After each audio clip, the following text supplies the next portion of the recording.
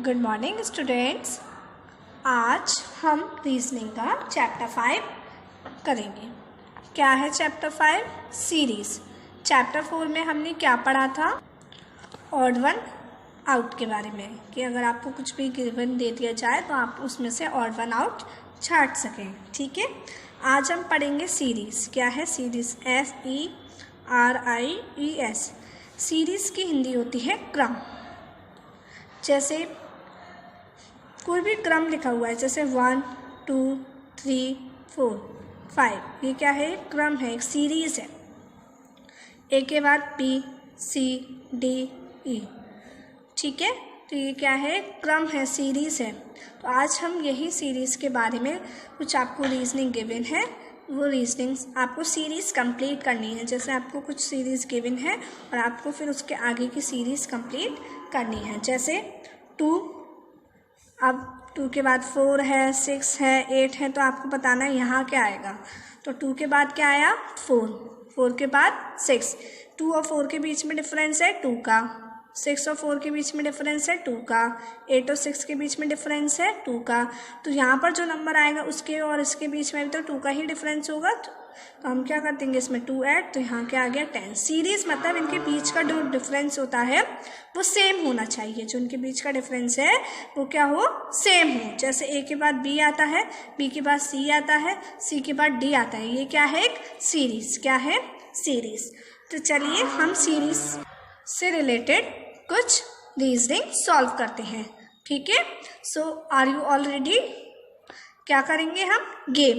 तो गेम खेलेंगे, गेम की तरीके से ही उस रीजनिंग को समझेंगे। Okay, so let's get started. चलिए, फर्स्ट राउंड है कि आपके पास ये सीरीज गिवन है AZBYCX। ये आपके पास सीरीज गिवन है और आपको यहाँ पर ये क्वेश्चन मार्क बना है, उस प्लेस पर बताना है कि क्या आएगा।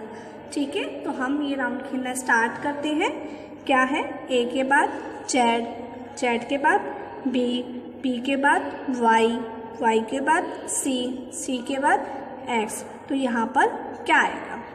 ठीक है, अब आप देखिए ए के बाद क्या आ रहा है, मतलब ए बी सी। ठीक है, जेड वाई एक्स, ये तो हम सीधी ABCD हो गई और ये हमारी उल्टी जेड वाई एक्स। तो यहाँ पर ए है, यहाँ बी है, यहाँ सी है, तो यहाँ पर क्या आना चाहिए?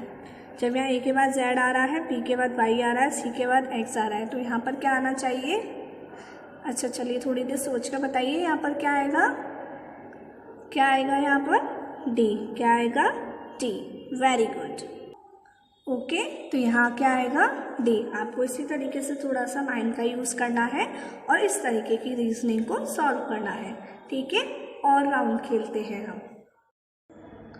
ओके, सो नेक्स्ट राउंड है 4 8 24 96 क्वेश्चन मार्क। ठीक है, तो पहले हम देखते हैं कि फर्स्ट और सेकंड में क्या रिलेशन, फर्स्ट और सेकंड में क्या रिलेशन है। देखिए, फर्स्ट रिलेशन ये हो सकता है कि 4 में अगर हम 4 ऐड करें तो 8 आ रहा है। जो रिलेशन इन दोनों के बीच में होगा वही रिलेशन इन दोनों के बीच में होगा, वही रिलेशन इन दोनों के बीच में होगा। ये नहीं है कि इन दोनों में कोई और रिलेशन है, इन दोनों में कोई और इन दोनों में कोई और नहीं, रिलेशन सेम रहेगा। ठीक है, तो अगर मैं 4 में 2 का मल्टीप्लाई कर देती हूँ तो मुझे क्या मिल जाता है? 8। 4 में अगर मैं 2 का मल्टीप्लाई कर देती हूँ तो 8 में मैं, तो देखिए 4 में हमने 2 का मल्टीप्लाई किया तो हमें 8 मिल गया। 8 में हमने 3 का मल्टीप्लाई किया तो हमें 24 मिल गया।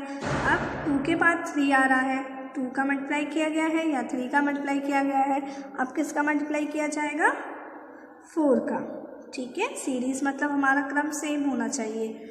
अब 4 के बाद 4 का हमने मल्टीप्लाई किया तो क्या आया आंसर? 96। जब हम यहाँ 2 का कर रहे हैं, यहाँ 3 का कर रहे हैं, यहाँ 4 का कर रहे हैं, तो यहाँ पर किसका मल्टीप्लाई करेंगे? 5 का। तो 96 में हम किसका मल्टीप्लाई करेंगे? 5 का। और जब हम 96 में 5 का मल्टीप्लाई करेंगे तो क्या आएगा आंसर? 480। क्या आएगा आंसर? 480। तो सीरीज़ के लिए मतलब उनके बीच में जो डिफरेंस होता है वो सेम होता है, या उनके बीच में जो रिलेशन होता है वो सेम होता है। बस आप अगर फर्स्ट और सेकंड में रिलेशन निकाल लें तो बाकी का भी रिलेशन यही होगा। तो उसी तरीके से आपको आगे सीरीज बढ़ा देनी होती है। ठीक है, नेक्स्ट राउंड देखिए क्या है। नेक्स्ट राउंड 3, 7, 4, 8, 5 क्वेश्चन मार्क, मतलब 3 के बाद 7, 7 के बाद 4, 4 के बाद 8, 8 के बाद 5 एंड फिर क्वेश्चन मार्क। आपको क्वेश्चन मार्क वाली जगह फिल करनी है। देखिए 3 के बाद क्या आ रहा है 4, 4 के बाद 5, ठीक है, 7 के बाद 8, हमने ऐसे देखा इसका रिलेशन इसके साथ, इसका इसके साथ, तो 7 के बाद 8, 3 के बाद 4 फिर 5, तो 7 के बाद 8, फिर 8 के बाद क्या आएगा 9, तो इस क्वेश्चन मार्क वाली प्लेस पे क्या आएगा 9। तो ये तो हमारी रीजनिंग बहुत ईजी थी ना, जस्ट आपको रिलेशन निकालना है और सोचना है कि क्वेश्चन मार्क वाली जगह पर क्या आएगा। थोड़ा सा आपको अपने माइंड का यूज़ करना होगा इसको करते समय। तो जैसे जैसे आप करते जाएंगे, रीजनिंग को सॉल्व करते जाएंगे, आपको खुद ये अच्छी लगने लगेगी और खुद आपको अपने आप ही दिमाग उसी डायरेक्शन में आपका चलेगा। ठीक है, और देखते हैं। So let's see next round क्या है। नेक्स्ट राउंड में ये नंबर लिखा है 852, 763, 674, 585 और क्वेश्चन मार्क। ठीक है, अब हम इसको देखते हैं कि आपस में इन दोनों नंबर्स में, इन दोनों नंबर्स में, इन दोनों नंबर्स में क्या रिलेशन है। तो इसको इजी तरीके से करते हैं। ठीक है, देखिए 8 से पहले, मतलब 8 से पहले 7, 7 से पहले 6, 6 से पहले 5, तो 5 से पहले क्या आएगा, क्या आएगा 5 से पहले 4, तो हमने लिख दिया 5 से पहले 4। अब 5 के बाद 6, 6 के बाद 7, 7 के बाद 8, 8 के बाद 9। ओके, नेक्स्ट 2 के बाद 3, 3 के बाद 4, 4 के बाद 5, 5 के बाद क्या आएगा 6। तो यहाँ पर जो क्वेश्चन मार्क लिखा था वहाँ पर क्या आएगा 496। तो ये हमारी सीरीज कंप्लीट हो गई। हमने क्या किया, हमने इसमें डिजिट्स को देखा कि 8 के बाद 8 से पहले 7, 7 से पहले 6, 6 से पहले 5, तो 5 से पहले 4, 5 के बाद 6, 6 के बाद 7, 7 के बाद 8, 8 के बाद 9, 2 के बाद 3, 3 के बाद 4, 4 के बाद 5, तो 5 के बाद 6। तो हमें क्वेश्चन मार्क की जगह पे क्या मिला 496। ओके, अब हम एक और राउंड खेलेंगे और that will be a last round. Okay, तो उसको आप अच्छे से समझिएगा, फिर आपको अपनी बुक की रीजनिंग सॉल्व करनी है। चलिए, तो ये है आपका लास्ट राउंड। क्या है AZ, DS, GB, JT, MR और क्वेश्चन मार्क। ठीक है, तो पहले हम इनके फर्स्ट लेटर को देखते हैं। A और D में कितना डिफरेंस है, A और D में किसका डिफरेंस है, B और C का, मतलब 2 लेटर्स का डिफरेंस है। D और G में, D और G के बीच में क्या आता है E और F, मतलब इनके बीच में भी 2 लेटर्स का डिफरेंस है। G और J के बीच में कितना डिफरेंस है, H और I का।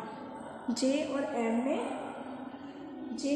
में किसका डिफरेंस है, K और L का, मतलब 2 का डिफरेंस है। तो M के बाद अगर N आता है और फिर O आता है तो N O को छोड़ देंगे तो O के बाद P, मतलब फर्स्ट लेटर क्या आएगा P। ठीक है, अब हम फर्स्ट लेटर मिल गया, अब हम सेकंड लेटर देखते हैं। Z के बाद X, Z से पहले X, तो इनके बीच में किसका डिफरेंस है Y का। X और V के बीच में किसका डिफरेंस है W का। V और T के बीच में किसका डिफरेंस है U का। T और R के बीच में किसका डिफरेंस है S का। तो R एक एक डिफरेंस होना चाहिए, एक एक डिफरेंस होना चाहिए। तो R के बाद क्या आता है Q, R के बाद क्या आता है Q, तो Q के बाद क्या आएगा P, तो यहाँ पर भी क्या आएगा P, तो क्या आया डबल P, PP। ओके, तो ब्लैंक वाली प्लेस पे क्या आएगा P, P। ठीक है, इसके लिए आप ऐसा भी कर सकते हैं। देखिए इस तरीके से आप अपनी नोटबुक में या फिर कोई भी रफ नोटबुक पे इसे उतार के आप कर सकते हैं। ठीक है, तो इस तरीके से आप उतार लीजिए, या आपको याद है तो आप इसको याद भी रख सकते हैं। ठीक,